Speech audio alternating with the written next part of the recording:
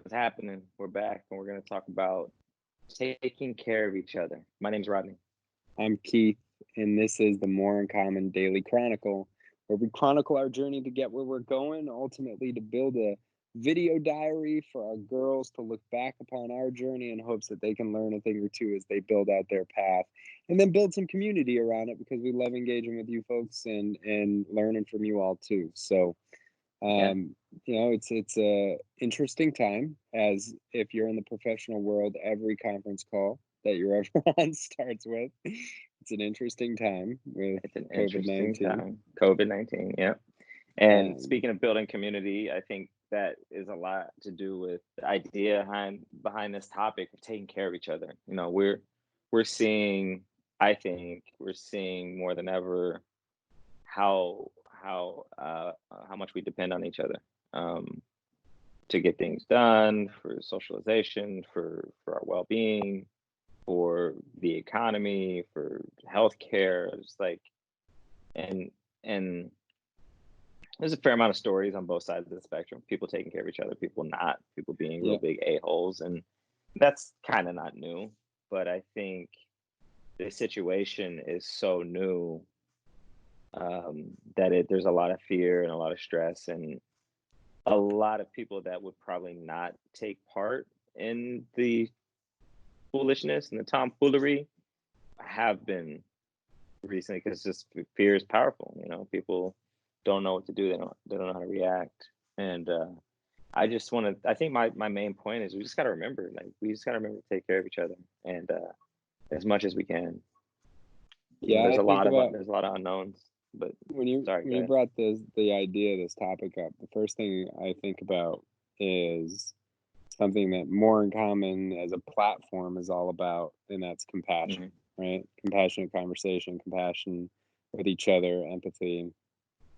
And I think about it from a very specific place in relation to the difference in our experience with COVID-19. Mm. Um, Ohio, our governor, was at the forefront of instituting a lot. He didn't do state shutdown earlier than California, but he did a lot of other things earlier than most places, shut Mm. businesses down. But at the same time, like, I just look at it from a like a micro lens of experience. You being in LA, if you walk out your door, you're surrounded by potentially 30, 40 people. Like, if people aren't taking it seriously, there unintended consequences in a very short period of time. Mm. Whereas, like, for me, I walk out my door and I'm 50 yards away from the nearest person, no matter what, right? So, Yeah.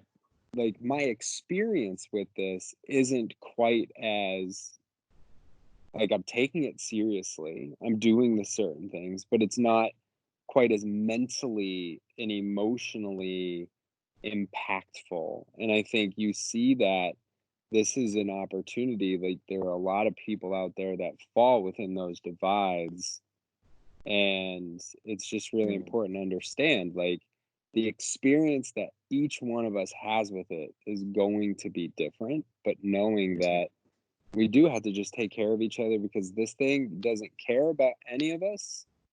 And if we don't care about each other, then it's going to affect you at some point. Yeah. Just the bottom line. Like, it's just a Yeah. fact. And I think that's the thing. Like so much we don't know about what the course of this is gonna be, how long it's gonna run, what the effect it's gonna have, what the when we know what the death rates are, mortality rates are as of now, we don't know what it'll end up being. And we But really don't even have a clear picture on what that is right now. We know it based that's on China, but I China, mean, but if you yeah. do it based on Italy, it's higher, Hmm. right? So there's no real clear picture on what that looks like, which is Yeah, what that's a makes fair this, point. disconcerting, right? Well, yeah, it's disconcerting, and I think like I don't know that should be the only reason that we care about it is because the death rate's high or low. I That's think a lot of fair. people write it Yeah, off yeah, like, yeah. oh, the death rate's lower than the flu. It's like, well, is 5 people good and like Yeah, 10's not? Like, what's the number that's acceptable?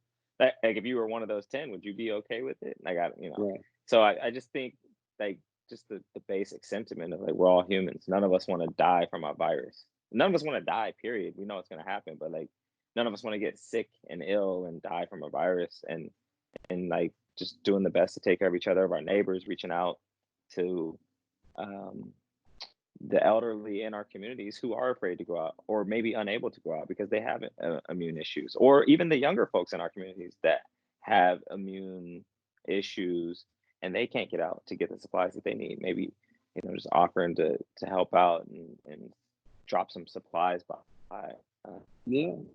Buy just like someone some little, groceries. If you're gonna go to the yeah, grocery store, offer your neighbors. Like reduce the need for everybody else to go to the grocery store if all they need that's is a a good one. carton of milk, right? Like you need anything small, quick, I can pick up for you, Venmo. It's a cool cash app. Like there are a lot of ways to collect that cash back if that's your Yep. concern, right? But be the one person that picks it up for the 10 people in your neighborhood if it's a small community there or a tight community, and just offer it up, take care of each other. It doesn't have to be a big gesture. You don't have to donate thousands of dollars to everybody else.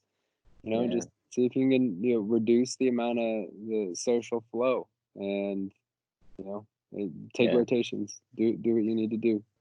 I think as I think about tips for the girls, there's this quote I have on my background. It's that sports don't build character, they reveal it. And I think that's any high pressure situation. And this is high stress, high pressure, and I think it's causing some people to show their true colors, or not even true colors. I think it's just, I mentioned earlier, I think it's fear because they haven't thought about this or what they would do should an extreme situation arise. And I think that like I just got to go back to just, you know, take care of yourself as much as possible. Breathe, get your exercise, eat healthy, and try and help those around you. That's it. So, That's all I got. yeah, I mean, and I just take that a step further and using this as a lesson, like for them. And I'd be curious to hear what people are doing to help others out, but like Yeah, this doesn't just apply to crisis situation, right? it's true. Like it's really just an exposure of everybody's experiencing it in a different way. And open up, have a conversation, take care of each other, and just help each other out. Reach out, Yeah. say, Yep. hey, how you feeling? Reach out. Yeah. um you know so Yeah. what are you doing to to help, even if it's family or whoever, to try to stem this tide before it gets L- worse? Let us know.